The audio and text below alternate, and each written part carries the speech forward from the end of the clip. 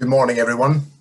I make that 10 o'clock by my watch, and welcome to the latest in our series of webinars from the Thames Valley Chamber of Commerce this morning.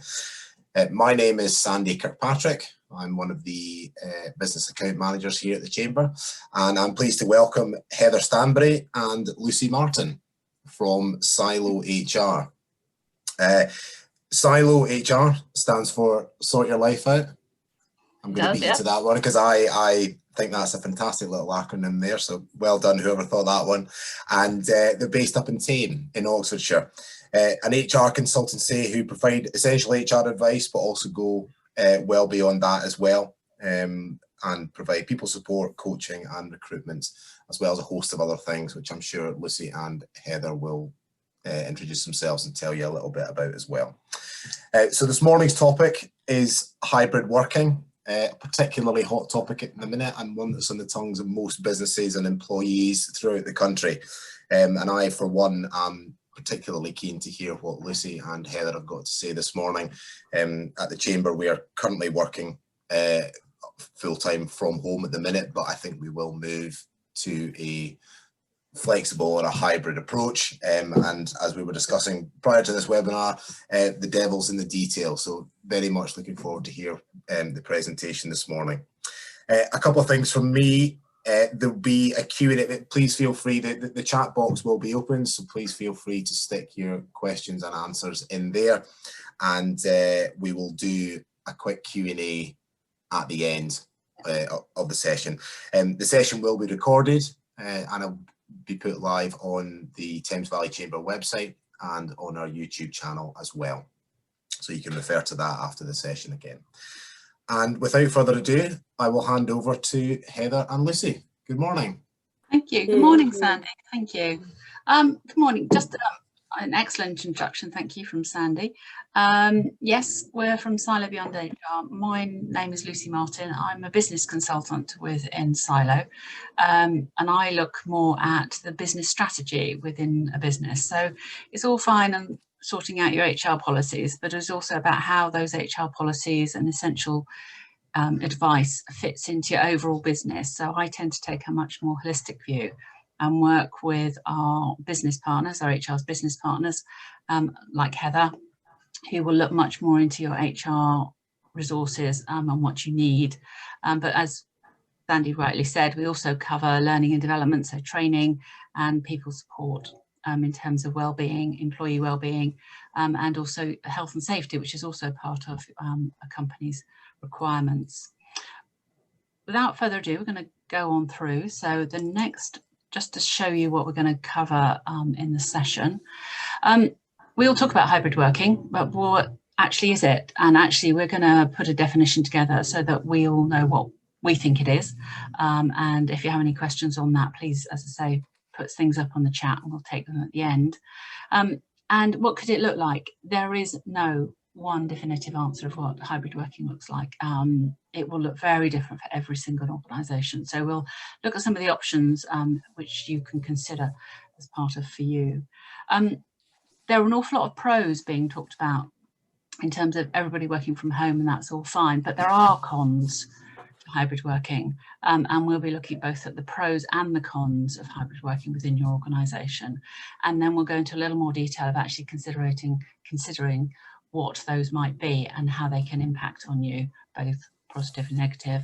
And then just a quick roundup at the end in terms of how you make it happen, because it is a little bit more complicated than just opening up the doors, or rather shutting the doors to the office.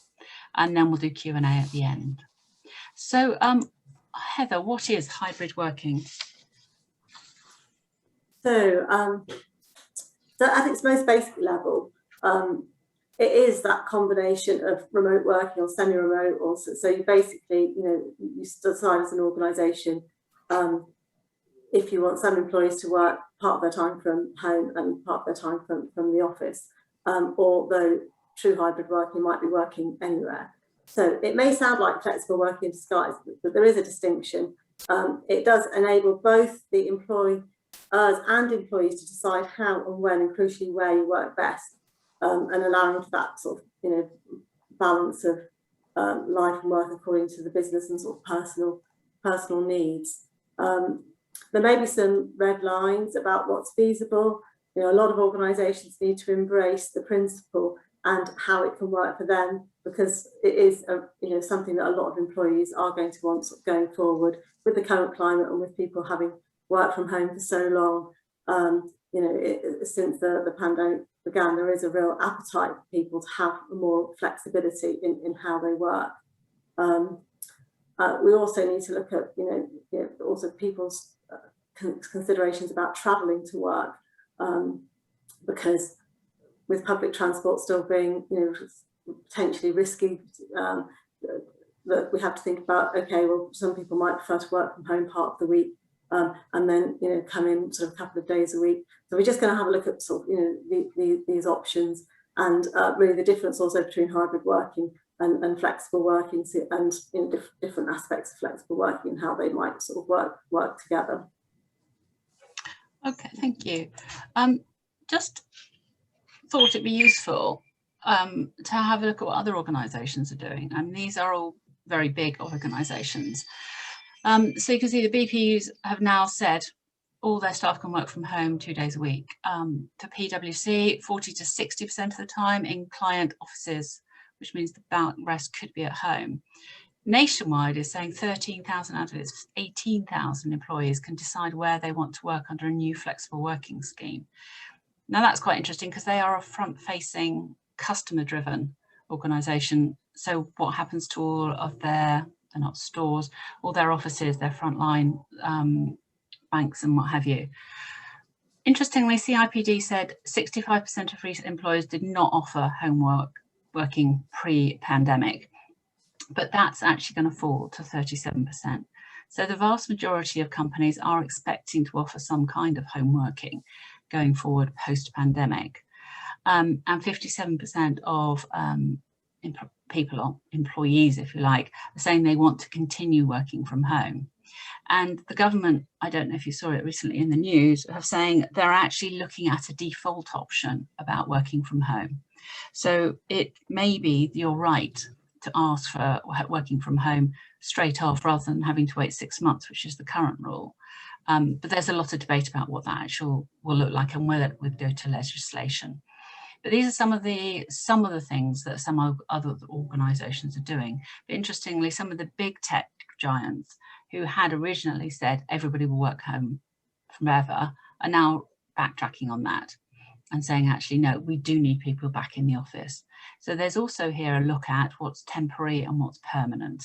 And I don't think anyone should be putting permanent in anywhere soon because we don't know what the next thing around the corner is. What we're going to look at now, Heather's going to have a quick chat, is look at some of those pros and cons of hybrid working.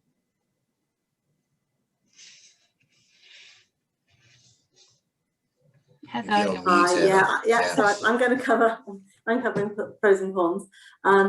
So yeah, we wanted to be honest, when we have done this presentation once before, and we've updated it. And before we actually had a lot of what the pros were, but now it's really coming to light that there are some more cons around it that we need to sort of explore as well. So we will look at consider the business impacts and sort of return on investments. But just looking in terms of productivity and creativity. So productivity can be better at home, especially with the right support. But for some employees, it may be less effective. Some employees prefer to bounce ideas around and collaborate in person. We've all heard about Zoom fatigue, and some people are just really keen to just get back in the office or just get around a table with their colleagues and have some real discussions. And so I think there is an appetite for that. In terms of employee engagement, listening and responding to employees wanting to work flexibly is obviously going to be important to achieve that work-life balance, which is what a lot of people are wanting. But there's also lots of opportunity to engage. There's a lot of opportunity and engage with staff sometimes and win that trust when you're not in the office having those water cooler conversations. And it's actually harder, and you've got to work harder and smarter, I think, to try and engage staff who are working from home. And so there is, there's more thought that needs to go into your communications and how, how you're going to get your engagement up with your current workforce, because there is evidence to suggest that there's a lot of employees who aren't engaged as probably they would have been if we hadn't had this pandemic. And in terms of attracting and retaining talent, everyone's got to really start thinking about, well, actually, if you're attracting, trying to attract new candidates for positions, you've really got to have an idea of what you're going to offer them, because that might be one of their questions. Well, is there a hybrid option to work with this company? And so therefore, I think when you do advertise, you need to probably have all your ducks lined up in terms of what you might want to offer people. And as Lucy said, some of the tech firms, they start saying, oh yes, you can work from home, whenever. But then some of there is some backtracking, because people are getting into the detail and thinking, well, actually, we've got to see what's achievable. And what we'll come on to later a little bit as well is actually just analysing each role and saying, well, which roles are suitable for hybrid, because obviously there's quite a lot of roles potentially who may not be suitable for hybrid, and what else can we offer them? So impact of sort of nurturing diversity and inclusion. So initially people thought, yeah, actually it's really good for diversity and inclusion, having people working from home, because they've got that flexibility, which is sometimes helpful when you've got kids, etc., or other sort of caring responsibilities. But now there's a view that, well, hang on, will lots of men just go back to the office, and then lots of women will end up home working, and then their visibility is not as great, and they might not be as considered for promotions and things. And so we've really got to think about the mix of staff coming back, and really just trying to think about diversity and inclusion, and how we can bring everyone along and think about what we can do to try and ensure that we don't lose anything through going down a hybrid working sort of model. So impact on employee wellbeing. So obviously work-life balance with more personal time for other activities is what most people are sort of looking for. Obviously less commuting, hopefully would shorten people's days.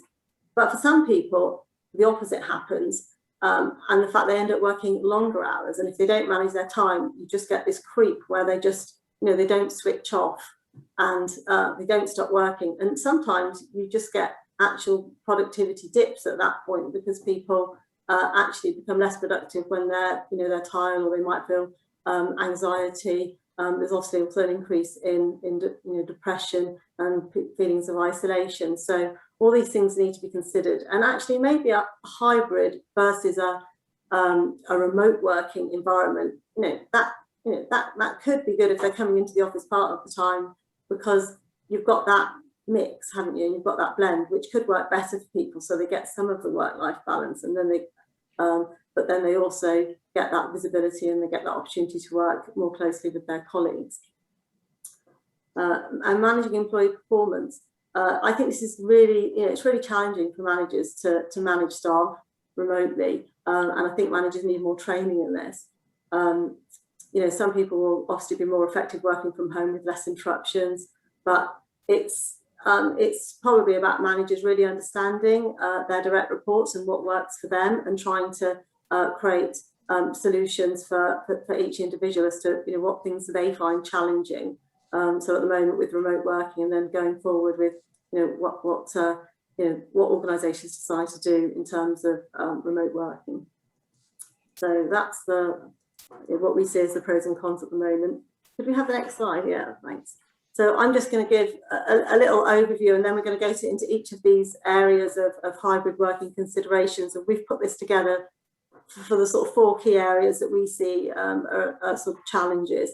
So looking at business planning and comms, so Lucy's going to look at that in a moment. So you're looking obviously at your business objectives and your strategy, and your cost implications of maybe going down to a hybrid working model.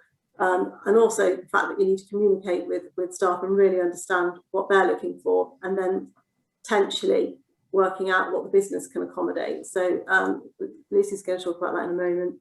I'm going to talk about policies, procedures, and sort of IT security, and really the different types of so you've got hybrid working, flexible working generally and remote working and how, you know, some of those might feed into each other. Then we'll look at training and performance management, which I think is quite important, particularly, obviously you've experienced it with people working remotely, but you know, how we're going to move that forward if you went down a hybrid model. And then I'll be looking at employee wellbeing and health and safety, which there is quite a lot of considerations within that with remote working. And also, obviously, people have been doing things on a temporary ad hoc basis because the view is that, you know, people will be going back to the office after the when the pandemic, when the government restrictions allow us to. But actually, you know, we do need to be considering for the long term what we need to do from a health and safety perspective. So, Lucy, I'll hand over for you to talk about business planning and comms. Thank you. I think this is the key thing to think about first when you look at hybrid working, because at the end of the day, this is a match, is a meeting of two ways between what the business really needs and what your employees need. And I think hybrid working is very much being pitched as this is best for employee and employee-led working, which is fine. But at the end of the day, you do have to hit the bottom line. You do have to, the business has to keep functioning effectively and efficiently. And if everybody's working from home and you've got a very creative industry, that may not work for your industry, for your particular company. So this is really about looking at what the business needs and what employee needs and finding that point where you can make it work. And there may be some red lines that say, actually, we can't make it work that way, but we can make it work this way. So I think one of the first places you need to start is by looking at your business objectives and your strategy. So where is your business going? Where does it want to be in the next 6 months, year, and probably up to 3 years? It's a bit difficult to go a bit further than that. And start looking at what you want to achieve and how you're going to get there based on the people that you've got currently. And then there's the cost implications of this. So if you shut the offices, technically, you've saved all that rent. But actually, then you have to equip however many people at home. And there is also the fact that a lot of people are planning to shut half their offices, and so people will be working from home.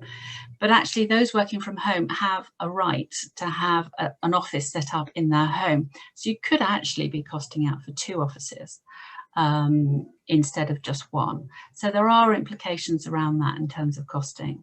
So get your business strategy sorted, get your business objectives sorted, but also then start listening to your employees. And one of the ways of doing that could be an employee survey. So go out and ask people. There's always an assumption that actually perhaps you think everyone wants to work from home, but they may not. They may want that flexible. They may want 2 days at home, 3 days in the office, or vice versa. So find out what your employees want, because it could be that there is an automatic halfway house between what they want and what you want and what's right for the business. If there isn't, then you need to start working that through. The one thing that I keep saying, and when I've done these before, is it's about being fair, consistent and transparent. And that comes down to your communication. So you have to be very open and honest with your employees about the decisions you are making, why you are making them, and what the benefits are to them and to the business. So the key thing to take out of this particular aspect is being fair, transparent and consistent. And for some people, it may feel unfair, but at the end of the day, as long as you are communicating very clearly, then you have a much better idea, you're much more likely to bring people on board in terms of what is right for you in the business. We're going to look now, though, at what that impact that might be in terms of if people are working from home, do you need to change their contracts? Hi, so I'm going to talk you through this. I just first wanted to just make sure that we've got this sort of definition of hybrid working and flexible working and remote working. So obviously remote working is really when someone's working from home the whole time, which obviously with the restrictions a lot of people are at the moment. Flexible working can be a number of things. So it can be partly working from home, but it can also be things like compressed working hours, flexi time.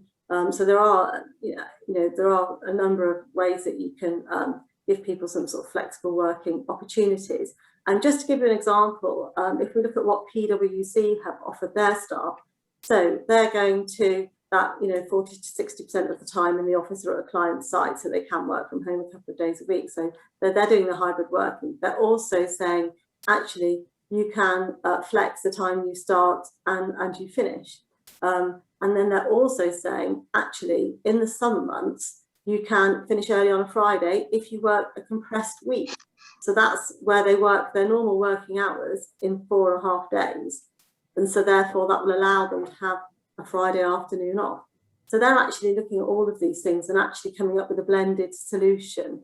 And one thing to think about is, if you are looking at roles and deciding, actually, for these employees, we really can't, hybrid working just doesn't work in their roles, then what you can do is think about, well, are there any flexible options we can offer them? Because you don't want to give them nothing. You want to say, well, actually, is there anything we can do? And you could consult with them on that, and you can think about what works for the business. But I think this fairness and trying to do what you can where you can will hopefully engage employees. People might feel a bit disengaged if they feel that half the workforce are getting this hybrid working and it just doesn't work for their role, so they're not really getting a great deal out of it. So it is about trying to come up with a solution that's going to work for the business and also work for the the majority of the employees. You're never going to please everyone all of the time. So it is, the first step is to decide, well, which roles really are eligible for, hybrid working, because that's your sort of base point. And how are you going to ask people to request hybrid working? So obviously some organisations have just made a decision and gone across the board and said, right, that's what we're doing. But maybe for a small organisation, you may be better to just go down the route of them putting a flexible working request in. So normally people need to have 6 months employment to put a flexible working request in. If you've got people who haven't got that, you can, as an option, that isn't a statutory requirement, you can say, well, actually, you can put a flexible working request in, and then you could consider it like you would, any other. It just doesn't work for larger organisations when you're talking about, a lot of people. If you've got a small organisation, you could still go down that route and get them to put a flexible working request in, and then you just consider it. And they also have to write down how they think it will work, and then you would consider it and give them an outcome. But there are some statutory reasons that you can state if, for instance, it doesn't work, or you can have a conversation and come to some sort of compromise about what might work. And that's more of an individual approach as opposed to doing something that's more broadly across the across the whole company. It will very much vary depending on your industry and the sort of employee base that you've got. And I actually think people should just be trying to keep an eye on what's happening in their industry, because in terms of employee retention, your employers are potentially going to go and work for maybe other people within your industry. So I keep an eye on what's happening in your industry, because you might find it, it varies depending on the industry that you're in. So as I just gave that example with PwC, really think about how it's going to interact, the forms of flexible working with potentially hybrid. So just throw it all in the mix and have a think about what could work for your organisation, and put some ideas out there with also with management as well, and think about what they think could work, as well as just the individual employees who you'll obviously need to consult, which I'm sure you've probably done already. It's just about bringing it all together, and also having an update, because people's ideas may change over time. So obviously a lot of companies are home working at the moment, but in terms of the logistics of it, because the government are requiring us to work from home, then people are potentially still muddling through, even though we've been doing it for a long time. If you decide you want people to work from home either on a permanent basis or in a longer term arrangement, we will come on to sort of health and safety. You will potentially, as Lucy said, you might have to kit them out at home and in the office, and that is something to put a little bit of thought into, because the idea is really that they can easily transition from the office to their home environment with minimal sort of disruption, and with all their IT working effectively. So it may prove a bit more challenging initially, and to sort of set this up for the longer term. So we suggest that you actually maybe have something in a trial period, or maybe a temporary period. So at the moment, obviously the government are still saying that we should work from home if we can.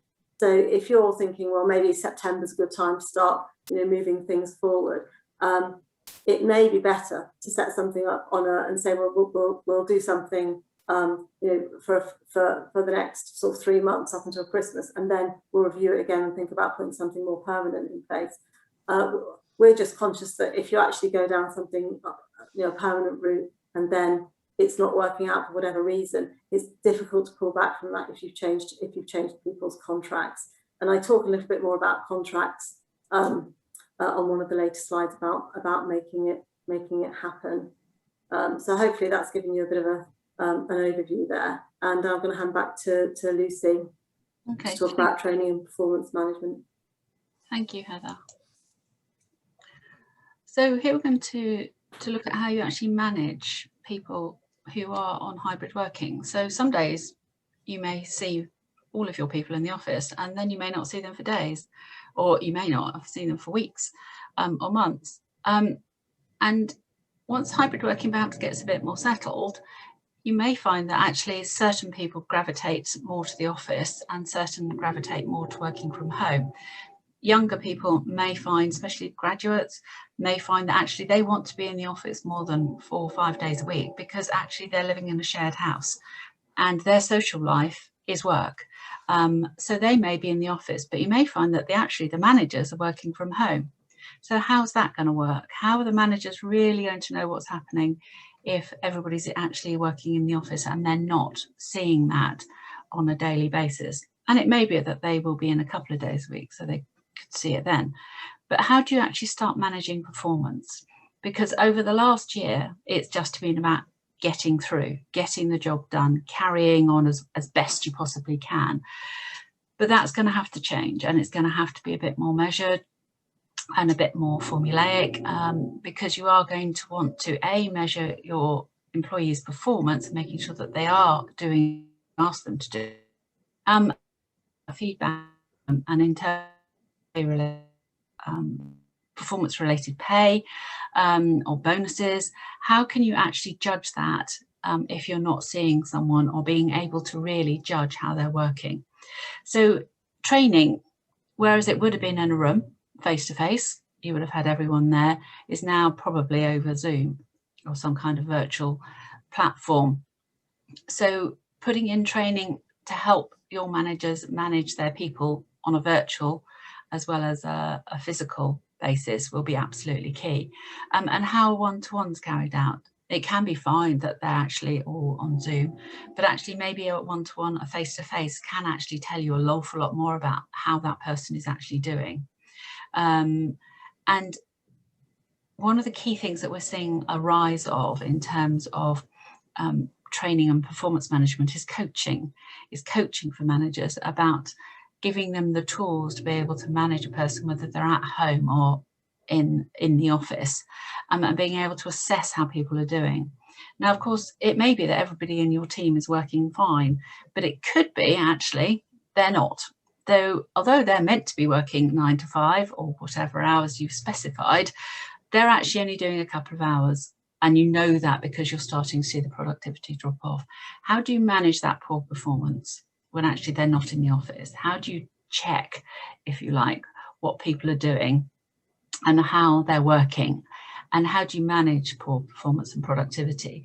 That is very different. If someone's sitting in front of you and you can see that they're on their phone all day because you're in an office environment, then you can actually say something.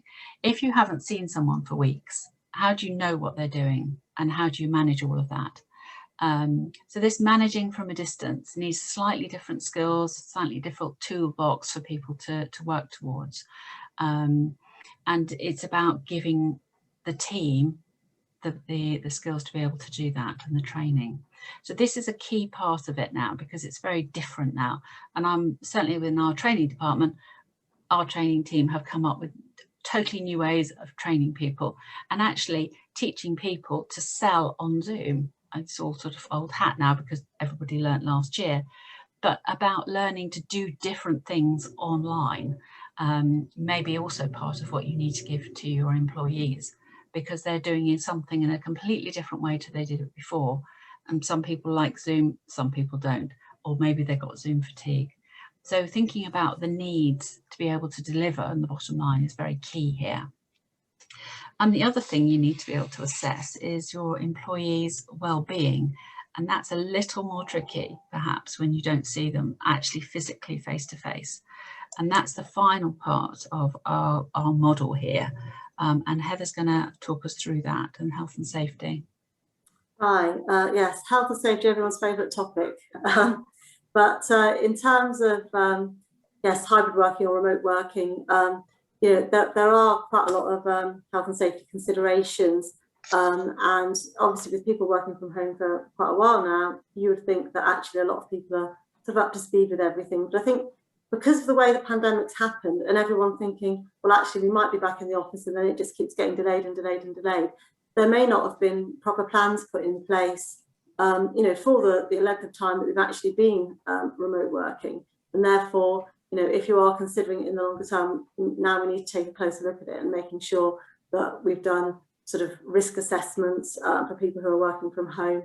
Obviously, I should think most organisations have done all their COVID secure measures in the workplace, but it doesn't end there, because before people come back, you'll need to make sure that you're consulting with employees and making sure that they're comfortable with the arrangements that you put in place, so that they do feel comfortable, you know, coming back into the office. And actually, some organisations are even doing sort of planning sort of mini inductions to induct people back into you know, working in the office, which might be, you know, feel quite different from how it was before.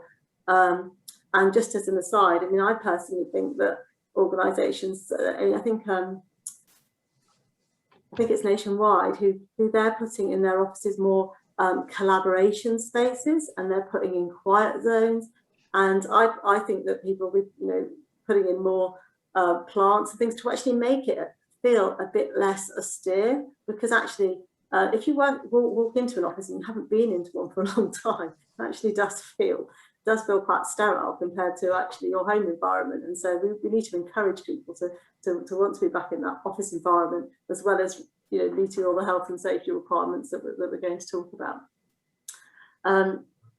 So what we need to also think about is, as well as all the physical things that we need to do from a health and safety perspective, which we'll come on to, is also people's mental well-being, and that there has been an increase in sort of isolation. So we need to continue to provide employees with ways to connect with colleagues whilst working from home, you know, promoting online communities, virtual social groups, or hangouts, or things that people can do so they are actually able to socialise with their colleagues, or have these sort of you know, coffee chats and things that people tend to do. We need to make sure that, you know, that they're being maintained. And also to encourage employees to create effective boundaries between work and home. So we've talked about people who aren't sort of, you know, switching off. So, you know, really just to try and make sure that people aren't working sort of, you know, really long hours, and just, you know, just checking in, you know, managers just checking in with their employees, seeing how they're doing. Obviously, they'll see from emails if people are working potentially outside of hours, but then some people could store up those emails, just write them all in the evening, and, you know, send them first, you know, in the next morning. But then it might become a bit evident from that potentially that's what they're doing.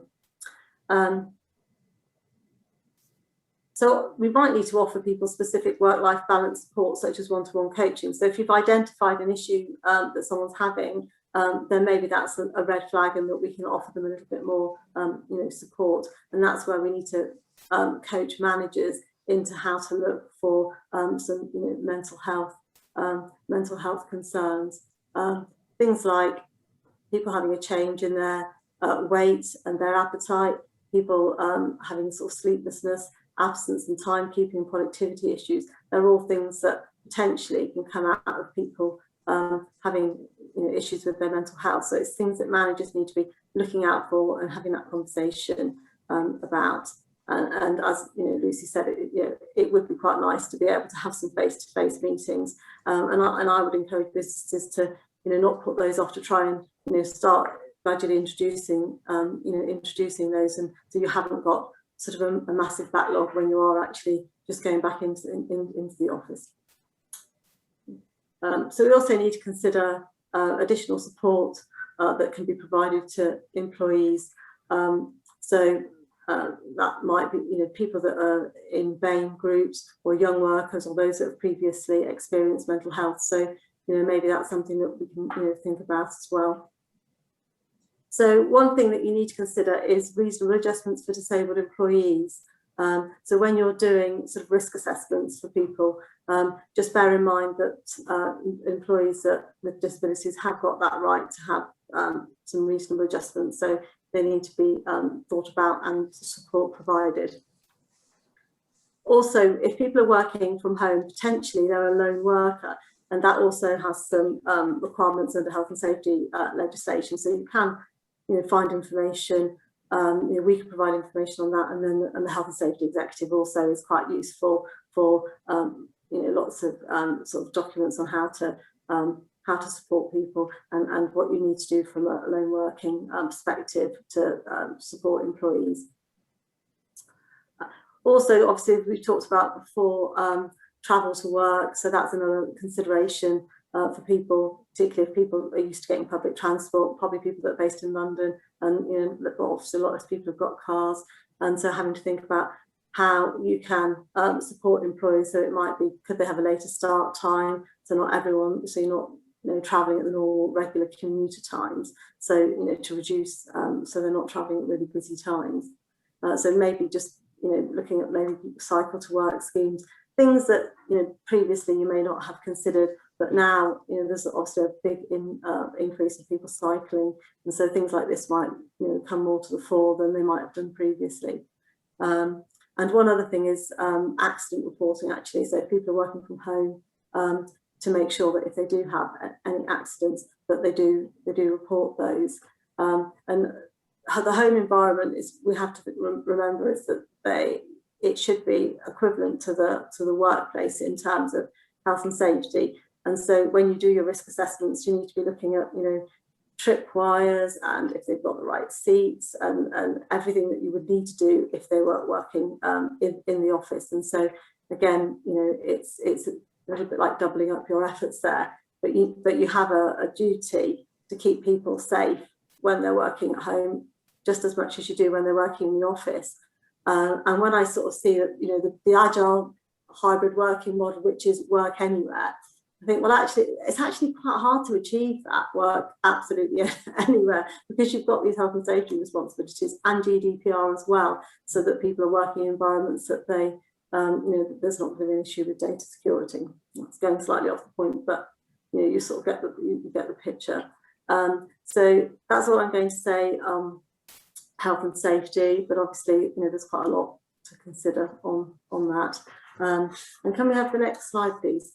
Thank you. So now we've just got, we're just going to talk about sort of making it happen, where, obviously what you need for a business, what your employees' preferences are, and how you can sort of merge the two to come to a solution. So in terms of changing contract terms, the organisations need to be aware that when you're implementing this, you may need to look at your terms and conditions for staff. So if wherever your employee is working, if they're working the majority of the time in one location, that would normally be their primary place of work. And so if you agree on a permanent basis that someone's going to work from home 4 days a week, then that would be their primary place of work, as opposed to the office. But I don't see a problem with putting in contracts that yes, that's your primary place of work, but on a Friday, you obviously have to work from the office, and then that will be a requirement, and we wouldn't necessarily pay expenses for people to travel to the office on that day, because that's your designated place of work on that day.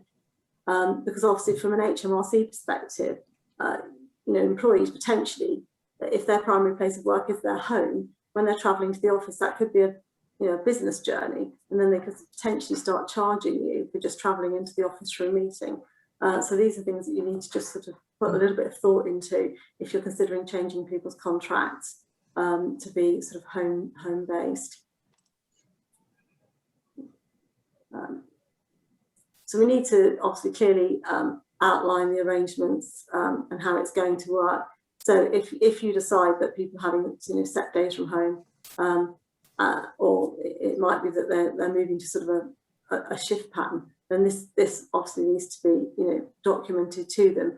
But as we said, it might you might need to think about can we do something on a trial basis rather than changing things permanently. We also have a lot of clients who use home worker agreements, and they're basically just setting some of those ground rules around how it's going to work with them working from home, and they're quite useful policies to have. And it basically just covers things like that they're set up at home, their IT, that they're working in a professional environment, and just a host of other things really to make sure that you've got the arrangement that works for both of you, and you agree to working from home on those terms.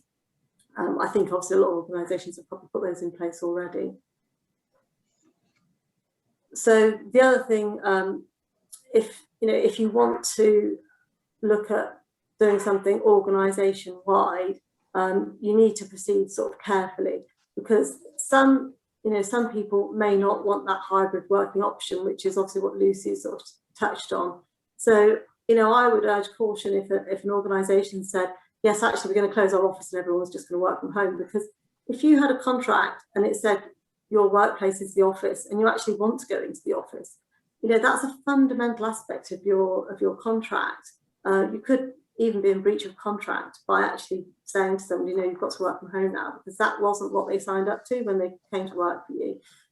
So the hybrid, which is obviously more partly working from home and partly working in the office, is that still could potentially work. But if you wanted to go to a remote working environment, then I think that's something that would be something that all your employees would have to buy into, and you'd need to consult them on that. So you need a project plan, and I'm sure that you're all working towards that anyway. But it's important to obviously involve employees. You're going to have managers that need to input for what the requirements are for their departments, and really there's a lot of communication involved in giving people notice of any changes. You're also going to want to look at your flexible working arrangements. You're going to look at your other policies, such as maybe your GDPR and your data protection policies, things that potentially might need updating based on these changes that you're making. And if you operate in a unionised environment, obviously you're going to need to consult the union regarding changes for the workforce as well. So that's all I wanted to say on making it happen. But now we're happy to sort of take your questions.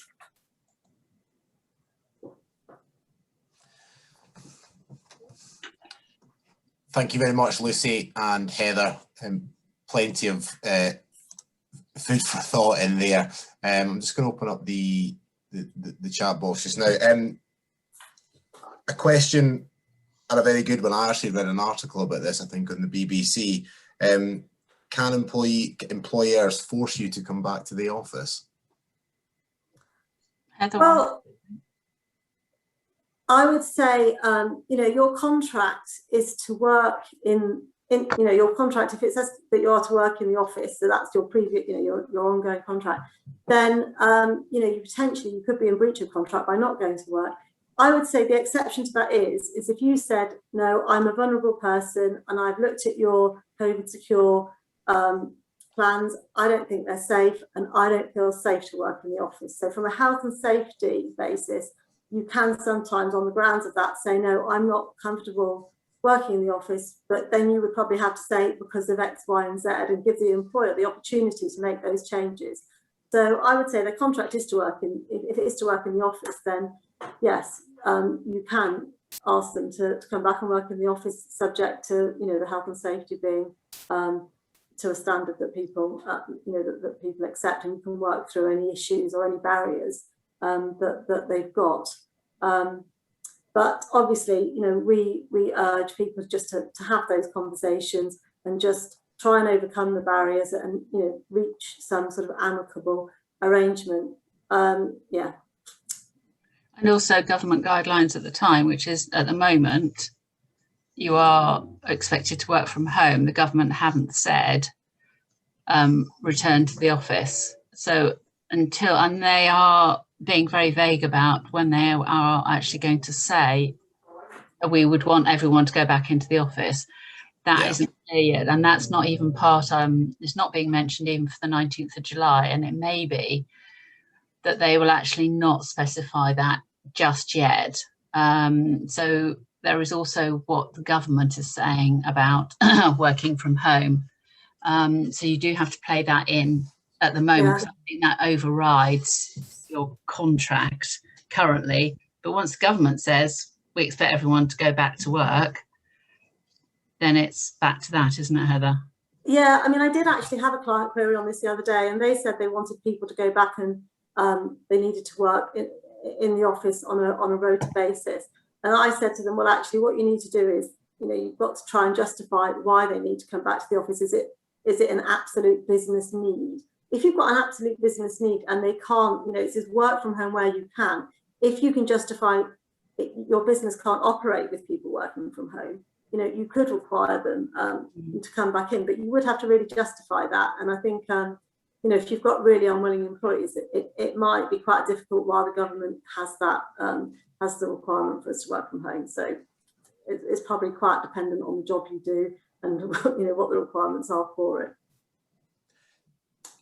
Do you feel this is, there's a bit of a power shift in the fact that it's put more power in the employee's hand rather than the employer, or do you think there's a, you know, I say pre-pandemic, it was very much, you know, that's your contract and that's what's going to happen. Do you think there's a bit of a power shift happening at the minute, and it'll shift more to the employee rather than the employer? It could do. It could do. And certainly hybrid working, and when you read all the reports, talk about what employees want. And so many people wanting to work from home and wanting flexible working, wanting different kind of spaces in the office, more collaborative working. It does all seem to be very much driven by the employee. But I do come back to, at the end of the day, if you want your business to survive, you have got to look at what the business needs. Because if you go completely one way, you may find that actually you can't deliver on the bottom line. You can't, your business can't do what it needs to do to survive or to thrive, even to thrive. So there has to be, it has to be a mix now. And I think perhaps what we will see now is more of an equal mix between businesses and employees, and there might be that sort of more dynamic in the middle move. But you do have to weigh up both. And I think we talked earlier about red lines, and that's where I think the business has to be very clear about what its red lines are, and being very fair about that and consistent. And I think consistency is absolutely key, but above all, being transparent is about telling people actually we won't survive, or we cannot function, or we are not getting the productivity, or we cannot expand into this area because of X, Y, and Z. So I think if you're all of those, then you get much better balance, and actually coming out of this could be much more of an equal partnership between the two. Yeah. And I say it's all about communication. And when managers are talking to employees, say they're having one-to-ones, really just listening to them, saying what they want, not actually committing to anything at that point, unless obviously they're a business owner and they're able to, and they're a small business. To actually just come back and actually as a management team decide, well, actually, you know, look at what the majority of people want, you know, really just weigh up, you know, what you can actually feasibly do, and then go back with an offering to people. So I would suggest, you know, doing that, listening to people, just seeing where the trends are and what the most popular things are, and then trying to hit those. And as I said earlier, just if you can't do hybrid working for some people, are there any flexible working options so they don't feel that they're being left behind? And one other point is that I'd just say is that from a retention perspective, it costs about, on average, for an average worker, £11,000 to replace somebody. So actually, sometimes it is worth putting the effort in to try and retain people, and obviously their skills that you need, because actually, you know, having to replace them potentially could cost you a lot more time and effort. Great. There's another question that's come in from Tim, who says the potential government proposal to make working from home the default may work for office workers, but what about employees that work in industries such as manufacturing, healthcare, hospitality, etc., where work from home is not an option?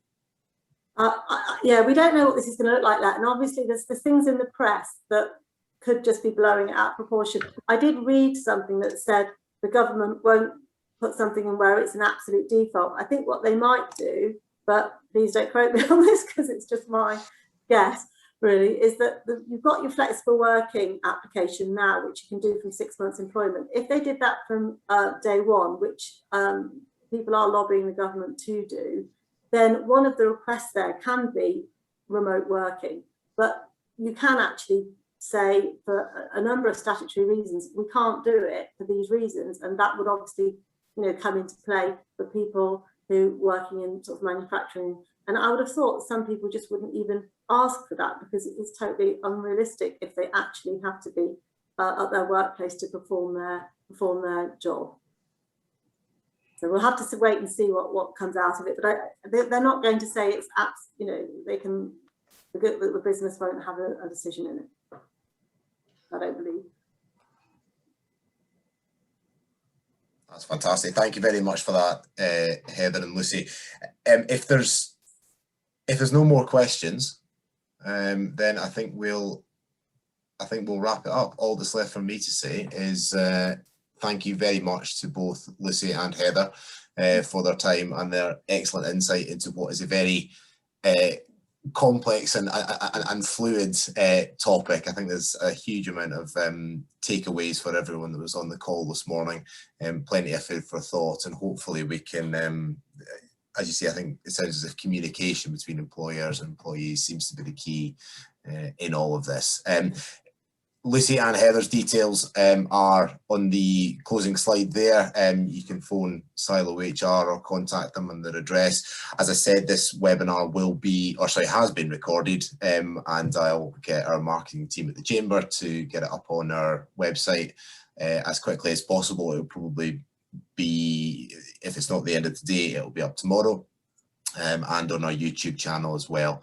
If you do have any further questions, then you can either email me or you can email Lucy and Heather directly, and I'm sure they'll be more than happy to answer all your calls.